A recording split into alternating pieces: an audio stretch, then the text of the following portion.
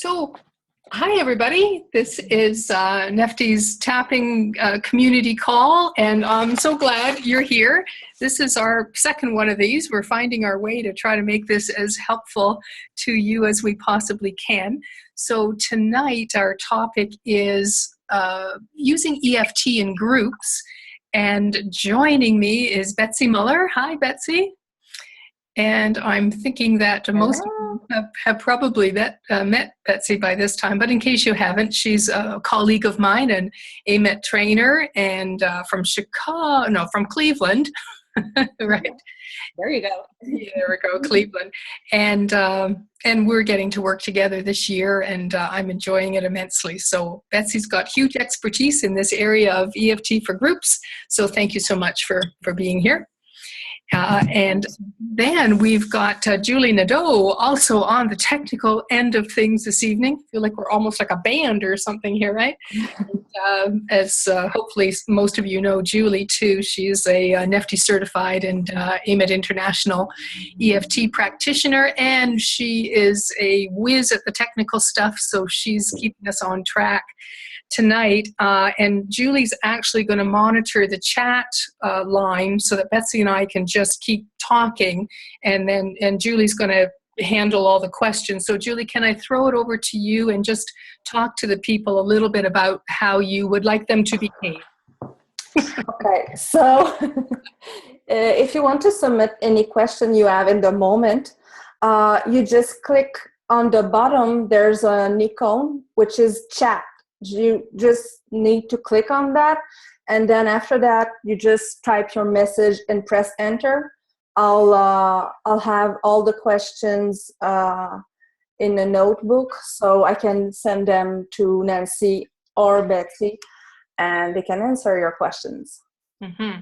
And so you'll take those questions at any point in time and kind of feed them through to us based on what it is that we're talking about? Yeah, exactly. If it's a pressing question, or maybe a question that can wait for the Q&A. So. Yes, good. And did you say that if there's a question they don't really want the group to see, but they could send it to you privately?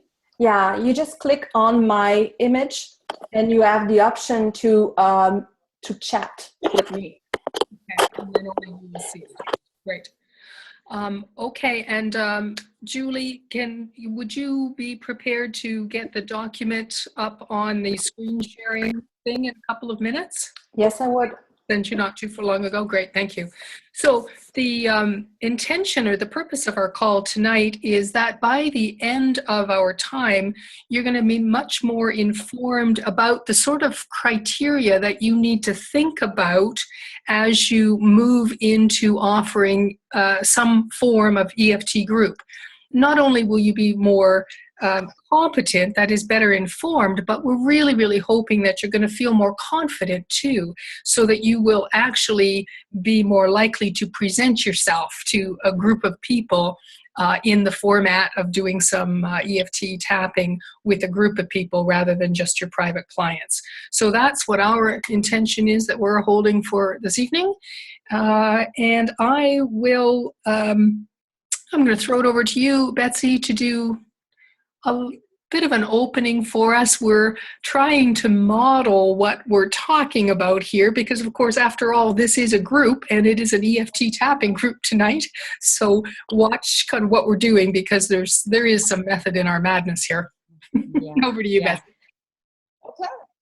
Okay. Well, hello, everybody. One of the things that's good to do when you have a group is to do something to get people into their bodies, to get people centered and balanced before you try to teach or change the world. So let's just do a few things that are quick energy balancers. And the first thing I'm going to suggest, we all know this point from tapping. It's the under eye point or the stomach meridian point, but it's a good way of grounding. And as you tap this point, make sure your feet are flat on the ground.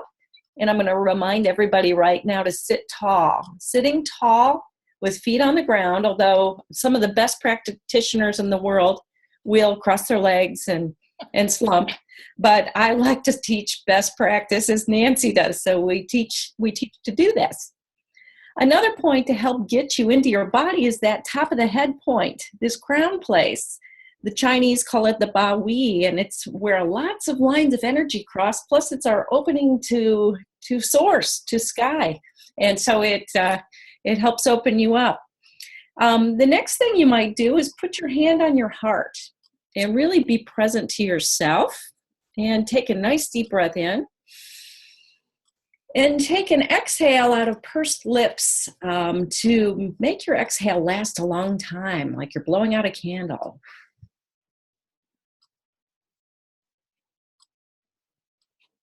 Take another nice deep breath in with your hand on your heart, putting your attention to your heart. And another out breath with those pursed lips, like you're blowing out a candle. So the pursed lips help your exhale go a little bit longer. And what that does is that calms your body down. It gets you into this heart space, but it also lowers your blood pressure.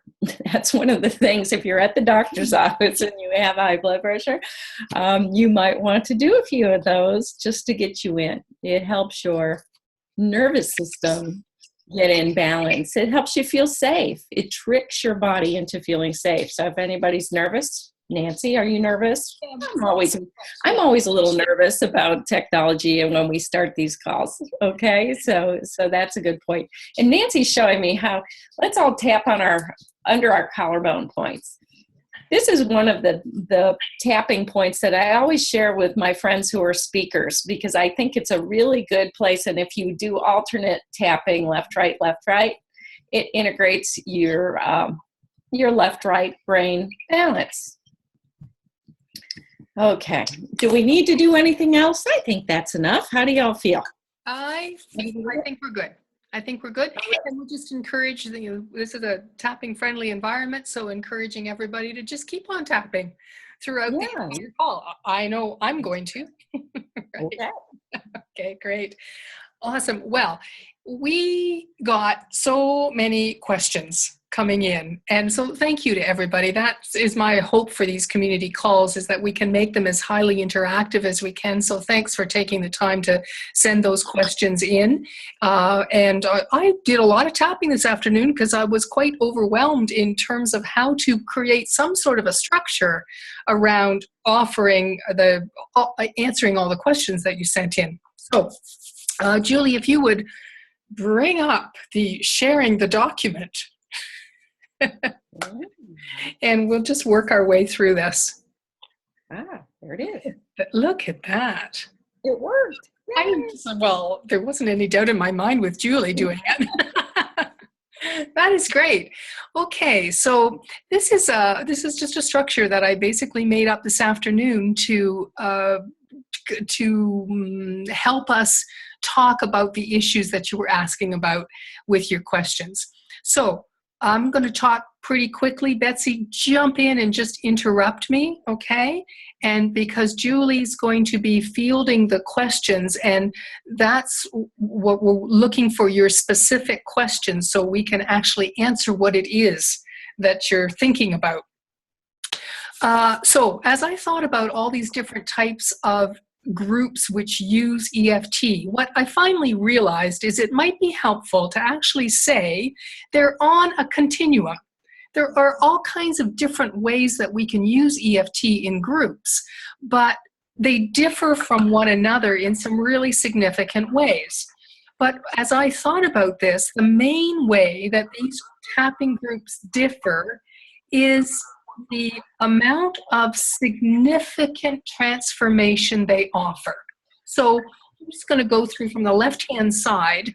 One of the least transformative ways we can offer a tapping group is in some sort of an introductory presentation or a workshop, meaning like a one-off. Generally, they last from about 1 to 3 hours. And you see the people once, and then you really don't see them again. So that's on the left-hand side. Over to the right of that, we have what's generally called in the EFT circles a tapping circle. And this would be an ongoing, maybe weekly or bi-weekly, perhaps monthly. I've seen it done in all those different ways. And it brings together a group of people. The group of people is sometimes the same, sometimes the group of people changes from meeting to meeting, and that's up to the facilitator to decide. Sometimes the facilitator will choose a topic for each meeting, and the topic will change from meeting to meeting, or sometimes it's just a general, this is a tapping circle, we get together and tap. The length of time for each meeting tends to be from about an hour to 2 hours, depending on the number of people there. And then over to, oh, look at this, look at the highlighting happening. Okay, and over to the next. Now, Julie, I'm so fascinated with what you're doing, I can't remember what I'm talking about. Over to the next one, which is highlighted, what we're calling a theme group. Meaning that there is a general theme, like this is a money group, or this is a relationship group, or this is a stress management group, or this is a weight loss group, or this is a manifest your happiness group, or tap into your dreams group. There's some sort of a theme. Or right to get over. You can get over your writer's block group. Yes. Creativity. Write your book. Yes, exactly. I know that's a popular one. So here, though, there's an ongoing group that meets on a regular basis. And again, the facilitator will make those decisions. So maybe you're deciding to run a creativity group, which is going to meet every second week for 3 months. And that's totally up to the facilitator to decide what fits in terms of their business plan, what fits in terms of their own life. But there is a clear program that is set out in advance of the group getting together. So if you were doing, let's say you were doing a group on how to run EFT groups. Hey, that's a cool idea, Betsy. Maybe we should have thought of that. So if Betsy and I were running a group on how to run EFT groups, we could create a program that would say, let's meet together every week for 4 weeks. Every week there's going to be a different module. And module 1 is going to be about all the different types of EFT groups.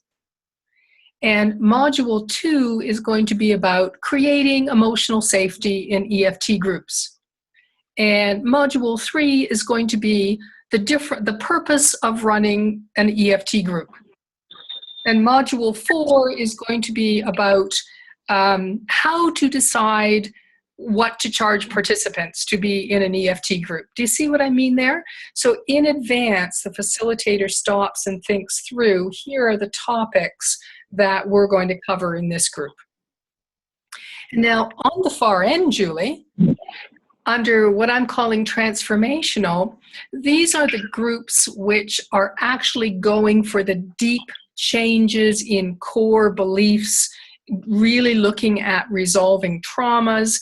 Whether we're calling that a coaching group or a therapeutic group, of course, is going to depend on the training and the licensure of the facilitator. But those groups can either be very structured, right? Or they can be not very structured at all. So, for example, years ago, I ran a therapeutic group.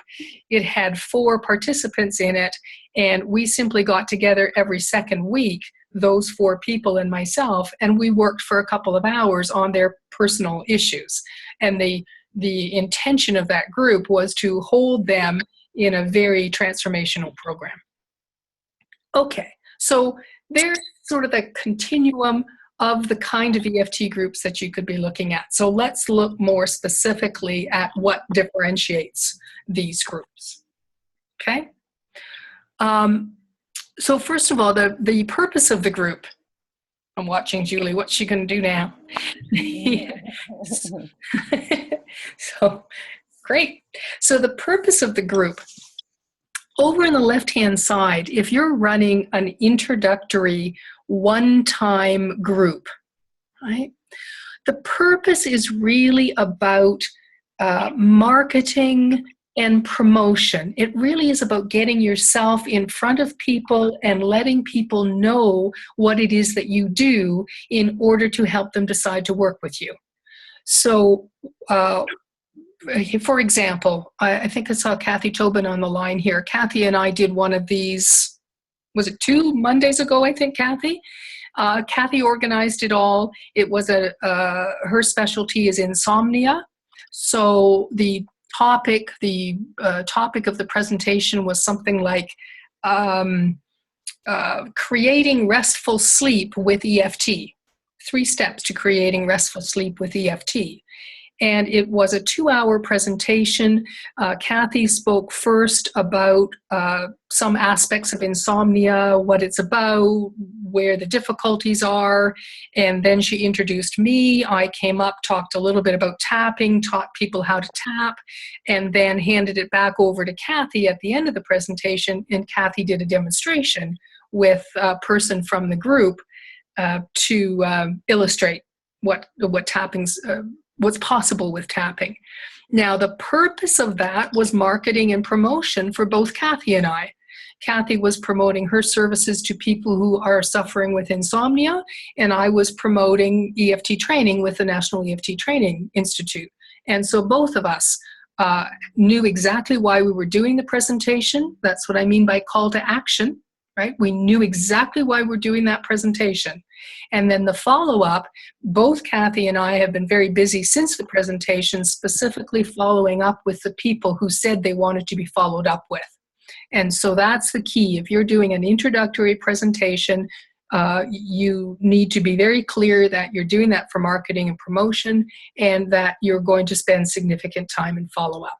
Yeah. Nancy, if I could just add one thing there. Please. Yes. If you are a professional speaker and a corporation hires you to do a presentation of 1 to 3 hours, and you are being paid by the corporation, that might not fall under marketing. Because oftentimes when they're paying you, an organization pays you, part of the agreement is that you're not supposed to market. Yes, no, exactly. So but you are being paid for your expertise. And so I don't think just anybody does those kind of presentations. You need credentials, you need practice experience, and it can lead to people following up with you. But when I've done those kind of things, you have to be very clear about whether marketing's permitted. Sometimes you can negotiate the rate with the hiring party so that you're allowed to market if they don't meet your fee requirements. So keep that in mind, because that's kind of a hybrid, but it's a nice opportunity, and it is a good way to spread the word about EFT to people that might not otherwise be exposed to it. Yeah, it's really true. And so you really bring up the point that, really something is either going to be marketing promotion or it's going to be client fulfillment. In other words, it's going to be revenue generating. And so this example that you're talking about, it's revenue generating, right? It's got some beautiful components of marketing and promotion, because of course, anytime we're in front of a group of people, we are marketing and promoting ourselves. That's just the way that it works, right? So yes, so thank you. I lost my document, Julie. Did it go away somewhere? Julie is not talking to me. Oh, here it comes. Okay, great. Then, Betsy, do you want to keep going with what, as you see this continuum, how do you see the level of the group, or sorry, the EFT facilitator? How much training do you see? Is there a difference over this continuum? That really depends. I think, some people might be very, very skilled in group facilitation and not be that skilled in EFT. I think that's a real asset. Any of you out there that already, do presentations, I had done a lot of presenting as a corporate person. And so when I learned EFT, it seems so natural to continue as a speaker and a presenter, sharing what I learned. But yes, you have to be careful because you need to be competent. The 1 hour workshop, you need to pass along the information properly. So I would say you need Um, you need good foundational training, which is what Nancy and I both believe in. Yeah. The tapping circle, well, maybe that's a little, that could be somewhat informal. When you get to themes, your theme often has to do with an area of expertise. For example, one of the themes that I started having groups on very early in my practice was weight management. Actually, I called it winning at waist management. Because I was a lifetime member of Weight Watchers. I've been a lifetime member of Weight Watchers since 1991. So I'm kind of an expert at taking care of the waistline and health and all the different things that go into, taking care of a healthy body. So I had expertise there. You added EFT to it, and I could be credible. Right. I probably had more weight loss expertise than I did EFT. Same thing with creativity coaching. I did some artist way groups and integrated EFT. So I had some structure provided by expertise and threw some EFT on top of it. When you're doing theme groups too, a lot of times you're not really going into deep emotional work. And so I think it can be safer to somebody with, emerging in their EFT practice and experience to do those kind of groups. Now, transformational coaching, that requires quite a bit of skill. And also it depends on really numbers of people you're working with at once, the kind of situations you're putting them in. So there's a lot of really conditional, it's all about, we'll go through some of these other things here, but it's not just about your training either. It's about the hornet's nest you open up for yourself, or at least that you got to consider the things that might go right and the things that maybe you can't control. I think the best thing to talk about is what you might not be able to control, because we know we don't control everything. Yeah. So you do control your expertise. You have some control over that. Yeah, and so I totally agree that, in my opinion, I think people need to have at least their level 1 and 2 AAMET training or the equivalent before they go out there. I think I'm actually begging people to make sure they've got their level 1 and 2 training, and ideally their certification before they go out there and start doing intro presentations. I just heard another story the other day of someone who did a little learning on the internet and decided to go and host an introductory presentation, and it went very badly, and really set the whole concept of EFT back a few years for those of us who are really taking this professionally. So I think to get into this EFT group, you definitely want to have your professional level training. And then at the far end, the therapeutic transformational groups, well, you need to be a regulated therapist in order to be running those kind of groups. So it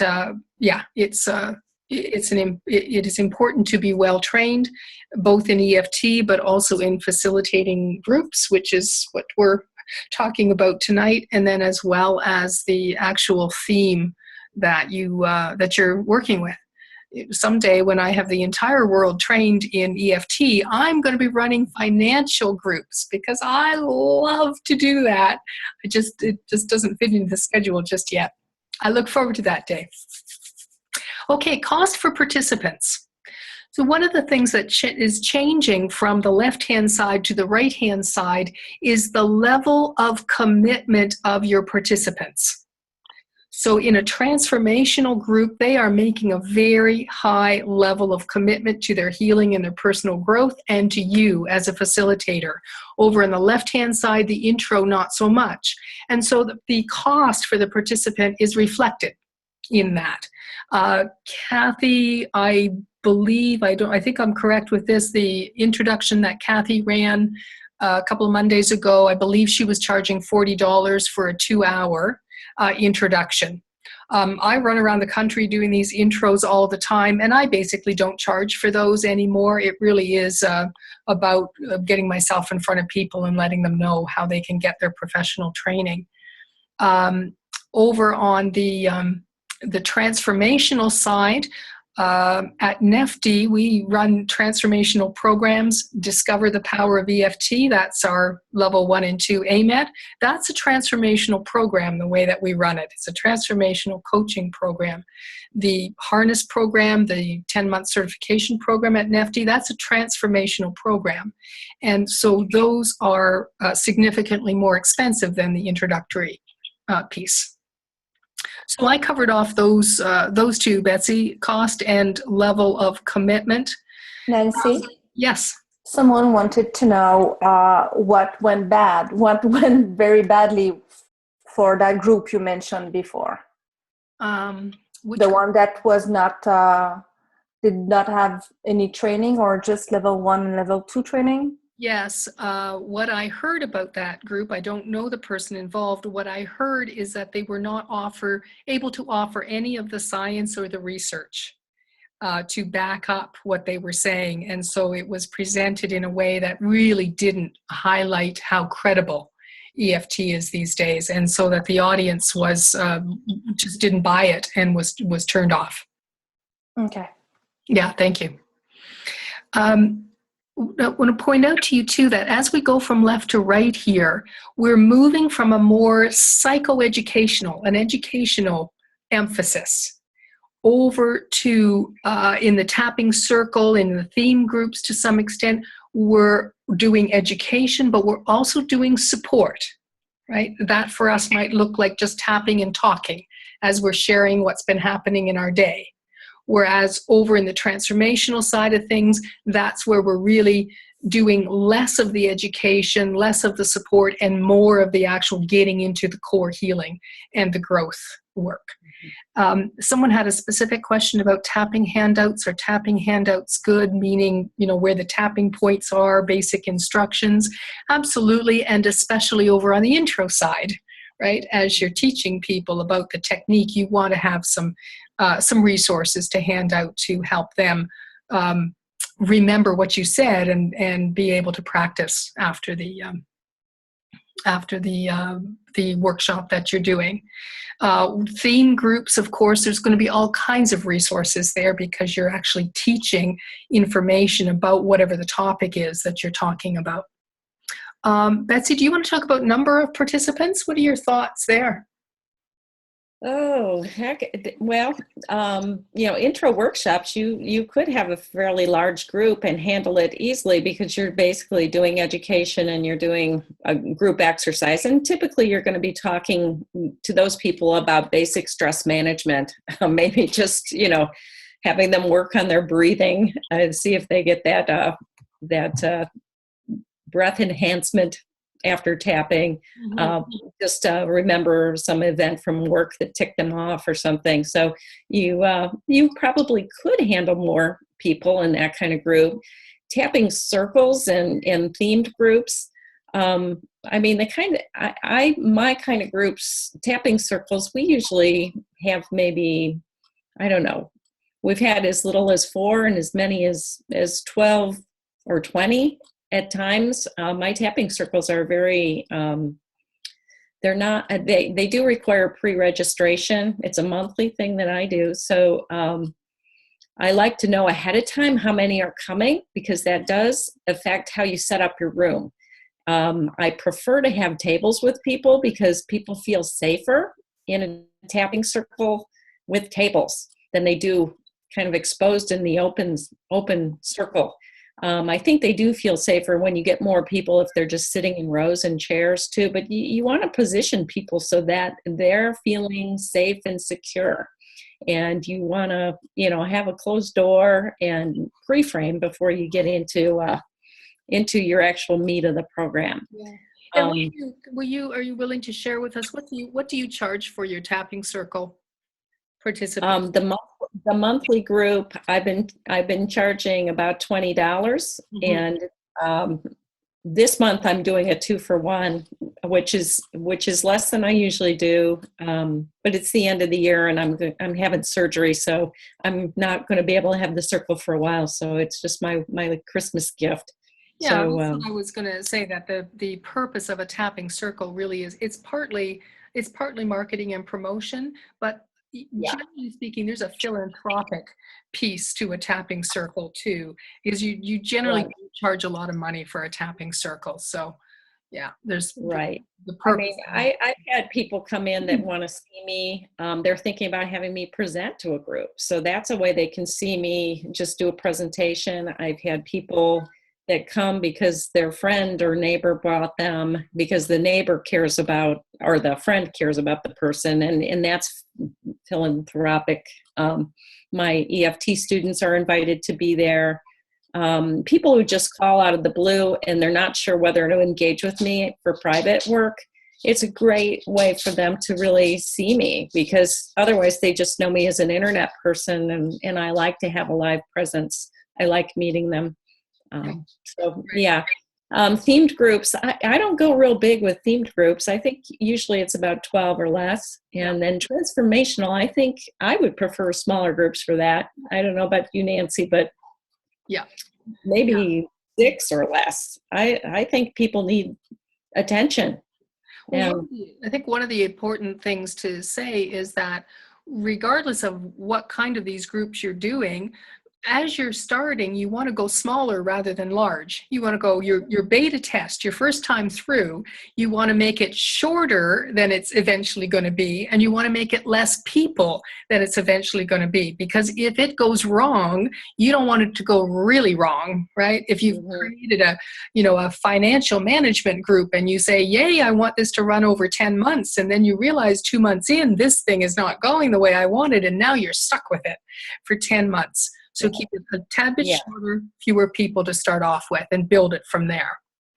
Yeah, I mean, people have a hard time committing to more. I've found the general public things, more than 6 weeks is pretty hard to get people to commit to, like my creativity groups and weight loss groups. So I pretty much kept those to 6 weeks or less. And one more thing I'll say about number of participants, for general programs, if you really have that whole room of people tapping and you've got a good number of people, I think that's one of the things that has intrigued me so much of this borrowing benefits of using EFT. The more people in the room and you truly have them engaged, the healing that takes place in the tapping circle is tremendous. It inspires me. It puts me in a state of awe. And many of you, I'm sure, have seen it. I think it's bigger than what I've been able to do in private sessions that I would even expect would happen in a short period of time. So if you are able to have the expertise and the courage and the right group, and really it's about getting them to trust you and tap with you, even if they're not sure they're doing it right. So leading them in a way that everybody participates can be huge and valuable. And as usual, it comes down to whether we've done the energetic, emotional preparation ourselves before we step into the intro group or tapping circle, transformational group. Are we taking responsibility? Are we, showing up and doing 10 minutes of tapping and balancing our energies before we step into the group? And then, I'm with you. I mean, there is something very big happening when 2 or more are gathered. It's very exciting to be part of it. Let's chat a little bit about in-person versus virtual. Again, it comes down to the level of transformation that you're going for, I think. And, any transformation is great. If you're looking at really wanting to help people change their brains, change their bodies, that does take time, it takes energy, and it takes relationships. So if that's the kind of work that you're doing, you really do need to figure out a program that's going to involve some in-person kind of work. Whereas for sure you can do introductions to tapping, on the Zoom format that we're using here. Virtual is a great way to do that. Webinars are a wonderful way to do that. You all know that there's all kinds of theme programs out there which are all virtually based. People in the EFT community are offering all kinds of programs that are simply online and virtual. So I think it really is where this idea of transformation comes in most strongly, is how deep a transformation are you wanting to provide? And so we are all transformational coaches or therapists. We're in this business because we want to make a significant difference in people's lives. And so what you really need to do is think about what is the transformation you're wanting to facilitate. And then you build the program to support that. So when I look at, for example, the harness program, the certification program, and I know that I want to have a significant personal transformation for everybody in that program, and I want a significant professional transformation for everybody in that program. And that means that it has to be over a long enough period of time, 10 months I decided, and there has to be enough in-person work for that transformation to be able to unfold. But I start with the transformation that I'm trying to facilitate. And then I build a program from there. So someone asked about, private Facebook groups. Well, the answer to that is yes, use whatever you need to use in order to facilitate the transformation you're going for. Mm-hmm. So in a transformational group, you do want the members to be able to interact. You want them to be able to see what's happening, the transformation that's happening for each other. So you would want to build in Facebook kind of things along with your in-person masterminds and whatever else that you're putting into the program.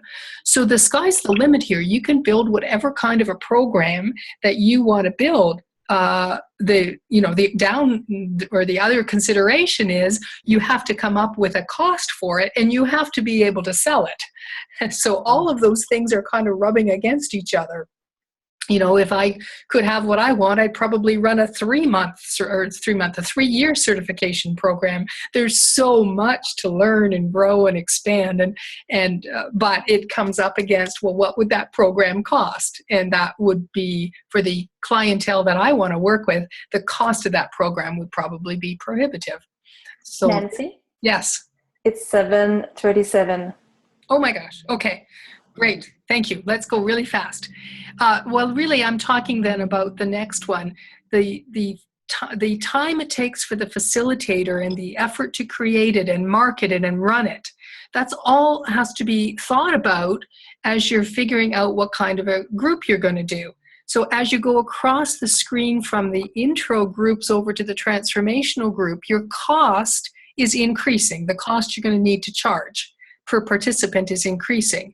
The time that it's going to take for you to run that program, the time it's going to take you to market that program, all those things are increasing and has to be part of what you're considering. As you move across to the right, there's a greater need for a very clear contract, spelling out what exactly is it that you are offering and making sure your participants have informed consent. They know what they're getting into. They know what the features of the program are. They know if there's masterminds. They know when the telecalls are. They know if there's a Facebook group.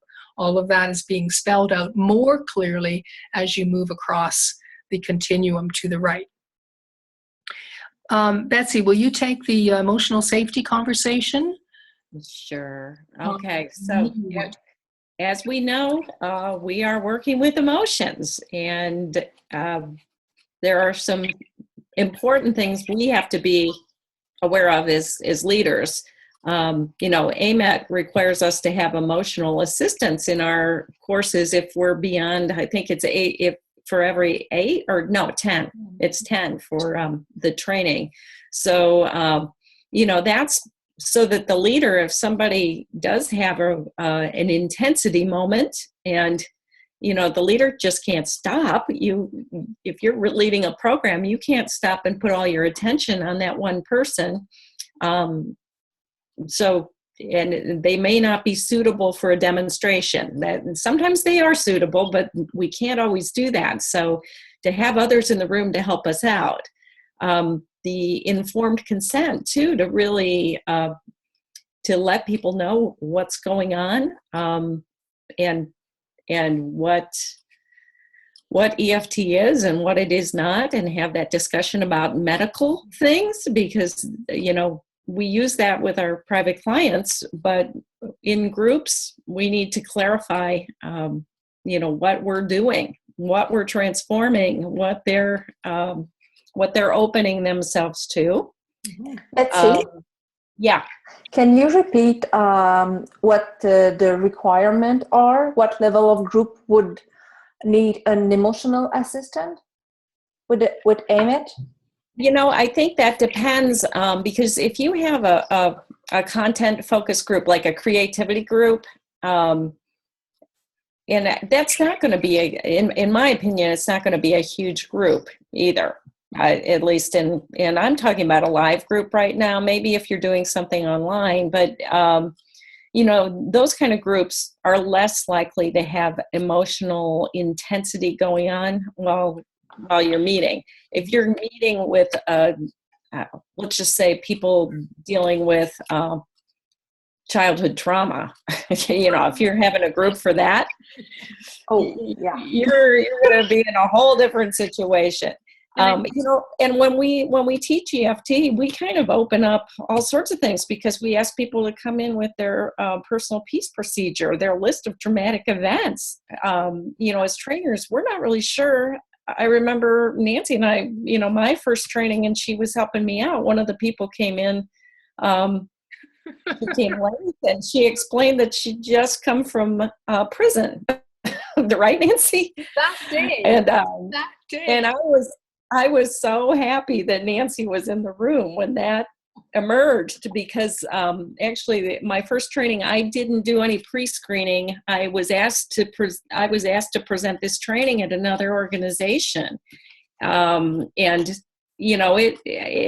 everything went okay, but it was not the ideal situation. Those kind of situations, as a leader, facilitator, and trainer, cause you to go in the other room and tap for a little bit, because that can be very disruptive.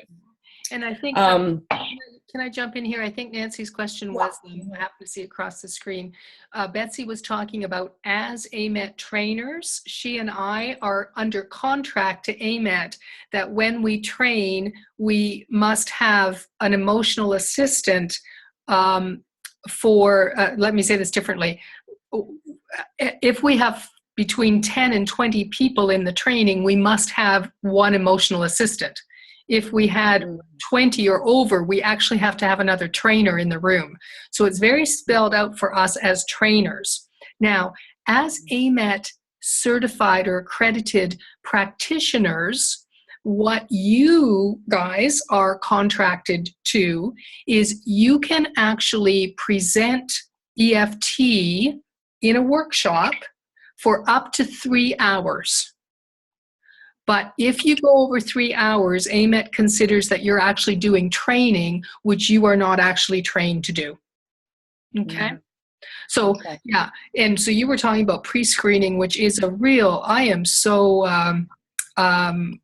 not fond. I'm not actually fond of pre-screening, but I see it especially in the training programs that we do. And I think for anything, if we look at the left-hand side, the intros, I don't do pre-screening for my intro groups. I don't do pre-screening for my tapping circle groups. I think about it, but I don't do it.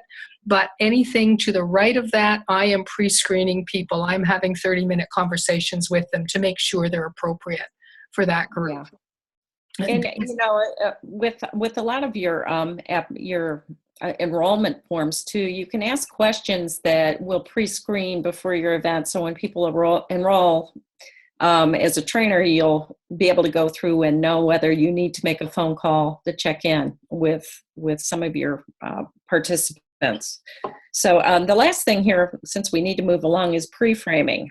Pre-framing is introducing the ground rules for your group. An example that I can give is when you talk about, I could talk about my retreats. One of the things when we open up a women's retreat, that's a group of about 25 women. They come from all walks of life. They're very diverse. And you get them all together, and basically you set aside how it's going to work. How long are these segments going to be? How do you work together with your buddy? How it's not appropriate to just leave the room? How you can ask for help? You set the tone.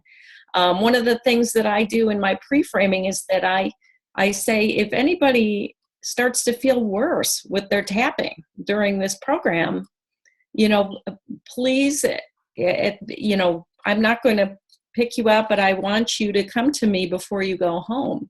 Because one of the things I don't want people to do is leave the room feeling worse than they came in. And for that basic introduction program, there are occasions when somebody doesn't feel so good because they might have an energetic reversal going on, and tapping will stir something up. So you pre-frame it to make yourself appear. You want to be confident, competent in front of them. You want them to know you and trust you. That's how you set that up for success. And it's important that they know the rules and they know how it's going to work. Absolutely. Betsy? Yeah. Betsy, just to go back a bit on the pre-screening, do you have, what kind of question would you ask in the pre-screening process? It would depend on the program. It really would. Even when you're doing your basic EFT level 1 training, I ask, what is your previous experience with EFT? Yeah. I mean, that's an important question to know when you're taking them into a transformational program, a full day training or a 3-day training. You want to know where they're coming from. I also want to know what do they hope to accomplish from being there. But it really does depend on your program. Sometimes the pre-screening isn't as important. And of course, as you're getting into more transformational work, I think that does matter. You want to make sure you don't have disruptors. And it's an art to work with people who disrupt programs. And that's something you learn on the job sometimes. There are best practices for that. And I did a program at AAMET last year with Sharon Matson about how to handle the things that go wrong, not just in energy groups, but any group. There can be difficult people. And the nice thing about the pre-screening, again, if you're looking at a more expensive group, right? The more expensive the group, the more pre-screening you're going to do, because a greater responsibility you have for who you're putting into that group. And so with the pre-screening, of course, we're energy workers. So it doesn't take us actually very long to determine. If we're on the phone with somebody, for example, we know pretty quickly whether that person is actually going to benefit from the program or whether they would actually benefit from maybe some private sessions with somebody else, and that there's some work for them to do before they actually come into the program that you're actually marketing at that point. So people let you know who they are and trust them. Yeah, it's great. Okay. And have you checked the clock? It's 7:48. I know. Let's keep going. Okay. Because I have another question from Jane. Great. So I see that. What they want to know? What do I work with corporate? What topics do we do? I use with corporate? A lot of times they want, they're interested in the wellness program, so they're interested in stress management or weight management. That's very, very popular. Another area that can be very popular is sales and also public speaking. So I would say those 4 areas are probably what's top. And if you're not an expert in both the EFT and that topic, I wouldn't even try to go there initially, because you've got to come across as very confident. You might start by doing some tapping groups on your own before you approach corporations on those topics. You got to get some experience. Yeah, you've got to have the corporate experience there as well as the topic, for sure. Unless, if you've been in corporate, if you've worked in corporate and you've done a lot of presenting in corporate, that might be an exception. Yeah, exactly. But it's going to have to be a business-oriented topic where you can actually show some results where your program is going to improve the bottom line, right? And that can either be through wellness of your employees, so reducing time off, that kind of thing. But you really are going to have to show that the results are going to be there for the business. Yeah. So here's the important one I want to cover here. How specific or personal can the issues be to the participants? And that is a huge difference across this continuum, because here's how you get into trouble. Yeah. You're doing something on the left-hand side of the group continuum, but you're trying to work on personal and specific issues, and that'll come and bite you in the butt all the time. On the left-hand side here, you want to keep it global, you want to keep it general, you want to keep it, at NeftTI, we talk about the ladder of intensity. You want to keep it something which is in the middle of the ladder of intensity at the very, very highest. I've heard situations where even experienced trainers in their level 2 training program, they didn't pre-select who was going to do the demo with them, and all of a sudden what was supposed to be a 15-minute demo stretched out to be a 2.5-hour demo because they couldn't leave the person in the kind of intensity that they were in. And so over on the left-hand side, you want to work with things like videos. You want to do the psychoeducation piece, but you want to work with videos because you know exactly what's going to happen in the video. It's predictable, right? So you select a video that's going to illustrate the points that you're using. If you're not working with an emotional assistant in the room, I think you want to be very, very careful about actually doing a demonstration with anybody at the level of the introduction, because you don't know who's in the room, you don't know what they're bringing into the room, and that thing can go out of control in a hurry. So definitely lean towards the videos on the left-hand side. Liability releases, I do liability releases every time I do any kind of an EFT group. Over on the left-hand side, they're verbal. I would show the actual liability release on the PowerPoint, for example, or sometimes it's written out on a piece of paper, but I don't actually require them to sign it. But as I move over to the right-hand side, then very much there's a signed liability release, and that is in my files. I think we talked about the length of time that as you move to the right-hand side, you're spending longer times because you're going for a more significant transformation. Betsy, I know there's a question around this, so I'm going to throw it to you. For example, in your tapping circle, what do you actually do in the tapping circle? How do you tap? Okay, well, one way that we've done it, I believe in privacy, so I tell people that come, they don't have to share what they're working on, and to pick some sort of stress from their life, pick one thing, only one thing, and we have them, come up with their SUDS rating, their distress level, give it one word for what they're working on, and also share. And I have a dry erase board. A lot of times I'll put the SUDS, the one word, and where they feel it in their body, and that's the only thing we put on the board. And if they don't want to play and put stuff on the board, I don't even make them go there. And then we do rounds of tapping. We take turns using very general tapping. We don't do specific stuff. We do general. We do the just lowering the intensity. We do just tapping with no words.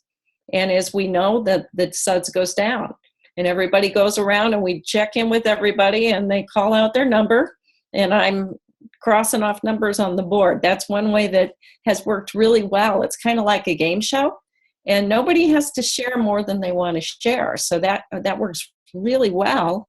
And then if somebody is noticing that their intensity isn't going down, then I might or might not do a demonstration with them. The other thing is I might ask the other people in the room to do some borrowing benefits and a form of surrogate with permission that they would send energy to the person who's, it gives you a chance to talk about surrogate tapping, and we send healing energy to the person that isn't moving down the scale. Why don't we just jump in and do an example of this now? So let's get into the tapping section of our evening tonight. So all you listeners, if you would send to Julie on the chat line, just send what is your fear when you consider stepping up and stepping in to facilitate an EFT group.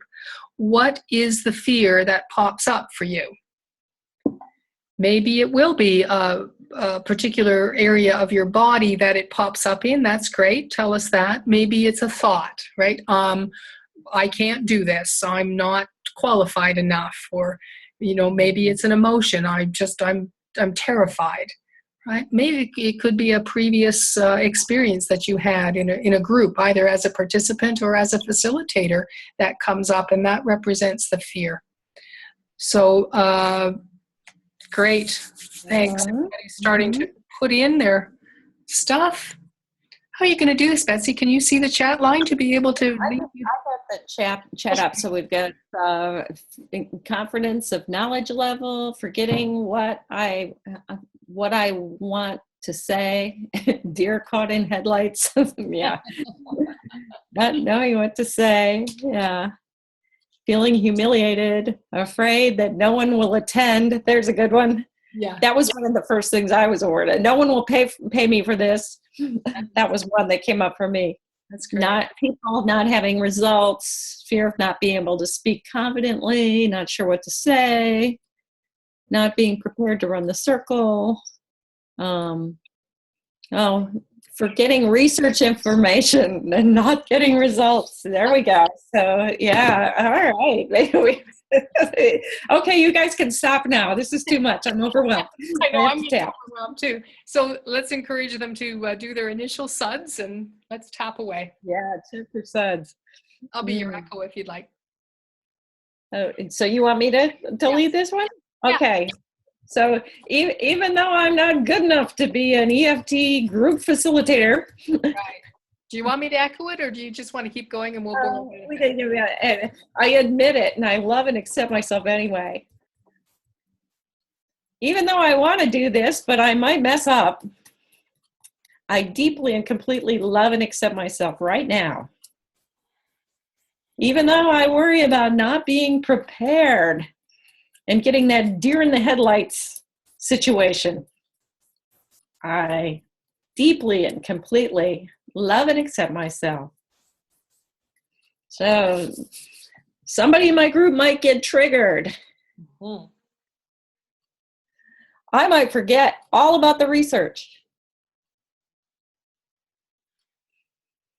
I might need emotional help and not have it there. I might have a room full of skeptics. I didn't see that on the list. I'm not sure what to say to these people. What if I don't have handouts yet?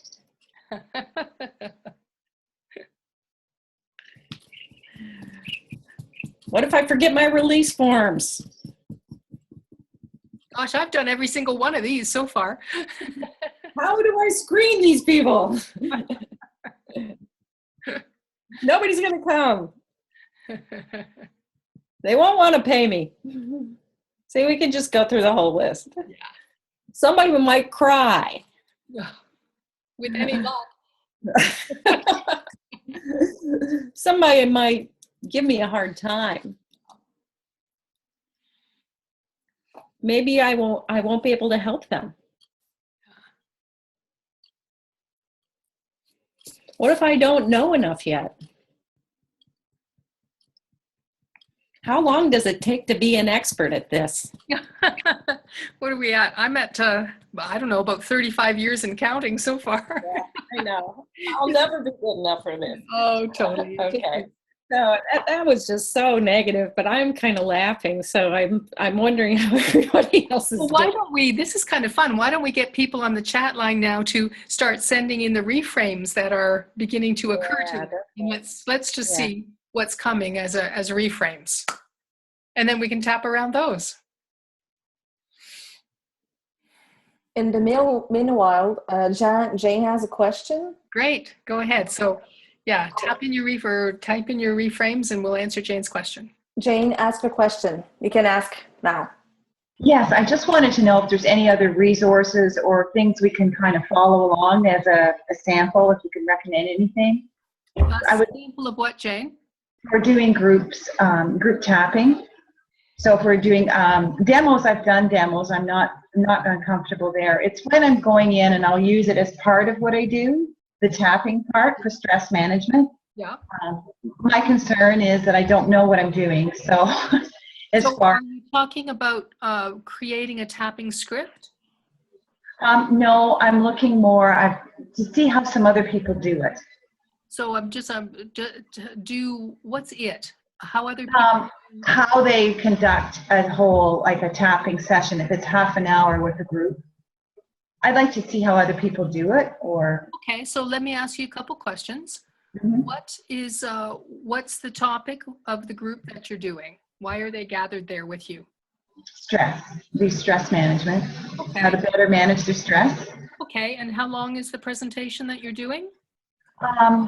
I would say I will use other tools, but the EFT component would be half an hour, 30 minutes. Okay, and so the EFT is going to be half an hour buried inside a bunch of other Some stuff. other things, yeah. Okay, so wow, if you got half an hour to do this, number one, you're going to talk a little bit probably about the neuroscience in the brain and the stress response, if you haven't already done that under the other topics. So I would use about 10 minutes to do a very fast triune brain. You know, maybe do the hand model that Dan Siegel talks about, you know, with the flip your lid kind of thing. That goes over really, really well. So talk about that. Position EFT as the way that you then reintegrate the brain, all the different parts of the brain. So you're building credibility for it. You're talking a bit about the research, you know, cortisol goes down 40%, blah, blah, blah, blah, inflammation, immunity, blah, blah, blah. Another 5 minutes there. And then introduce the tapping points, the bronze level tapping. And just get them to practice that, use that as an opportunity to get them to realize that they're sighing and they're yawning and the different balancing of their nervous system that's happening. So 5 minutes on the bronze level tapping points, give them the handout to take home, and then move it into the silver, where you're going to teach them the even though piece, and just use a tapping script to do that. So use the one from NeftTI if you want, or build your own, but take them through that tapping script. And that's like a 10-minute endeavor. Teach them that. That works really well because you can exchange their email, you know, in follow-up. If they give you your email, you'll send them the tapping script. Okay. And that's as far as you want to take it, right? You don't want to take it to the more specific gold level. You want to talk about it and say, these are the kind of things that you can do when you take this even further, but that's not a safe thing for us to do in this group. If you're interested in working with me around anxiety, depression, whatever it is you want to say, introduce that, and then off you go. Okay. Does that answer your question? I think so. I just don't know how far, and I think that's the challenge. I don't know where to say that's enough. That's all I want to do in a group, and I think that's the line that's been a little confusing to me. Yeah, that I can tell you for sure, having contemplated this for many years, that's where the line is. That if you're doing this to a group that either way, if they don't know each other or they know each other very well, you've got to stop. You've got to stop at the silver. And then just talk about the gold standard and how important it is, but don't take them there. Yeah, well, that was probably my biggest question, so thank you. You're welcome, because I think it's not just you that has that question. Yeah. That's great. Okay, so reframes. Do you have some, Betsy? Oh yeah, they did a great job here. Like, I am confident and competent. I will attract the right people at the right time. I don't need to be perfect at this. I can get the science, research, and study it. It's good to have small numbers when you are getting started. This will allow focus and attention with room to grow. Great. And I will do my best, and my best is good enough. Yay. I already have the resources I need to be successful and help people. The right people will find me. And Wendy wrote, I know enough to keep them tapping. Yes. Yeah, there you go. Great. Those are wonderful. Now, Julie, do we have the facility to send that chat transcript out to people? Yeah, we can do that. Let's try. Yeah, you can save the chat. Yeah. Okay, perfect. Thank you. So let's do a call for other questions, as specific as possible. That would allow us to give you as specific an answer as possible. the answer to my last little point here, when is it time for a practitioner to offer any kind of an EFT-oriented group? I would say as soon as you've got your level 1 and your level 2, start tapping on all these resistances and get yourself out there and start talking about what you're passionate about. And stay in contact with your mentor and your colleagues.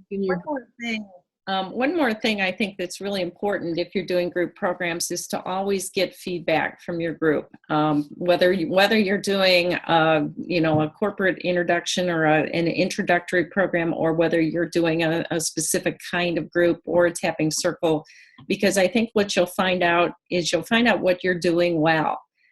People will tell you that one of the things that I always hear is that I provided a safe space.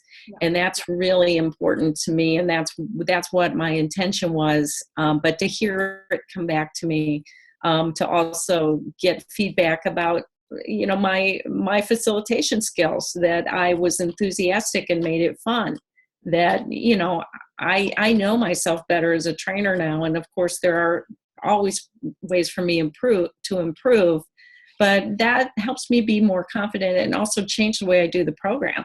Mm-hmm. I asked them what they liked. I asked them what they would remember about me as a trainer and a speaker. And I also asked their permission to use their quote for marketing, because quotes are very, very valuable marketing tools. Yeah. So you get their actual words. Very, very good for your next program. Okay. And I really, really want to encourage everybody to look at your pre-testing and your post-testing. We've got a real tiger by the tail here with EFT. We know we get results. And so not on the left-hand side, not on the EFT introductory, or even maybe on the tapping circles, but definitely when you're running a theme program or you're running a transformational program, take the time and think about how you want to measure where your clients are pre-program and where they are post-program. And this is not difficult to do. You can build your own evaluation in terms of, well, what are the results? What is the transformation? Where are you taking people? Where are they starting and where are you taking them to? You can build your own very simple evaluation. Or they're all over the place these days, free of charge, these validated scales. There's 2 that I've used that I just wanted to put in front of you. One's called the Patient Stress Questionnaire. Just Google it. Perceived Stress Scale. Just Google that. Free copies. You can download them. And very simple to administer. Pre-program, post-program, and then you can look at the change. And that then allows you to actually say to whether it's a health consortium, whether it's a corporation, and you can say, these are the results that this program got. And that's what's going to give you the credibility and get you inside the door of some of these organizations. So someone I'm not sure if she made it to the call tonight, but put a question in, and she's actually going to be running one of these therapeutic transformational programs. She has the training, is a registered psychotherapist, and especially to her, I'm suggesting that she really makes sure she does the pre and the post testing. But for all of us, I think this is an area that we need to pay attention to. Mm-hmm. Yeah. Nancy? Yes. There's also a Nancy that has a question. Awesome. So Nancy, go ahead. Hi. Oh, sorry. I was just wondering about the exact wording on the feedback form of how you asked if you could use their comments. Yeah. You would want to, give them the space to write their comments, and then you would just say, tick this box if it's okay for me to use your comments for marketing and promotion purposes. Do you need to specify? I give them room to say whether it's anonymous with initials or with full name. That's what's on my form, because sometimes I would prefer I had their full name, but sometimes people want to be anonymous, but it's still a quote you can use on your make Yeah. So does that answer, Nancy, or you were going to have a follow-up question? Yeah, just be very specific and make sure, as Betsy says, that you know exactly what they're giving you permission for. So if you want to use it on your website, say that. If you want to use it on a blog, say that, right? If you want permission to use it everywhere, say them all. That's great. Thanks. Julie, anything else we can answer? Yes, there's Anna that wants to know about those websites you mentioned. And can you email those? Which websites did I mention? Let me get Anna. Anna. The ones you just threw off 2 minutes ago. Oh, the pre and post testing. Yeah. It's on the document there. Can you see them in front of you? One's called the Patient Stress Questionnaire, Okay. PSQ, it's usually abbreviated, and one's the Perceived Stress Scale, PSS. Those are common ones that people are familiar with in the healthcare fields. There's all kinds of other ones as well. Are you going to send this document that we're seeing here after? I don't know. Am I, Julie? Is that possible too? Good question. We'll give it a shot. Karen Hiltz will help us with that. I don't know if Karen's on the call, but I'll volunteer her to figure that out for us. Yeah, for sure. We've got your email, so we can email it to you. Absolutely. Perfect. Thank you. Thank you. Something else, Julie? Not at this time. Okay. Isn't this great? We're like practically right on time. I've got 8:11. Oh gosh, Betsy, did we discuss a closing? No. Oh, let's do a little Ho'oponopono, shall we? Just a nice little couple of rounds. Ho'oponopono as we tap through. Oh, I'll take this one. So I'm just saying, I'm sorry. Please forgive me. I love you. Thank you. I'm sorry. Oh, please forgive me. Thank you. And I love you. Please forgive me. I'm sorry. Thank you. I love you. Please forgive me. I'm sorry. Thank you. And I love you. And thank you, Julie, very much for bringing your gifts. And thank you, Betsy, very much for bringing your gifts. And thank you, everybody, for bringing yourselves and your gifts and your enthusiasms. And I'm just so pleased that you were here tonight and hope you got great value out of this. If we don't meet before the holidays, happy holidays. And our next community tapping party will be in 2 weeks from now, be the first Wednesday of February. We'll be back again. Mark it on your calendars. Thanks, everybody. Good night. Thank you, Nancy. Good night. Bye, everybody. Bye. Bye.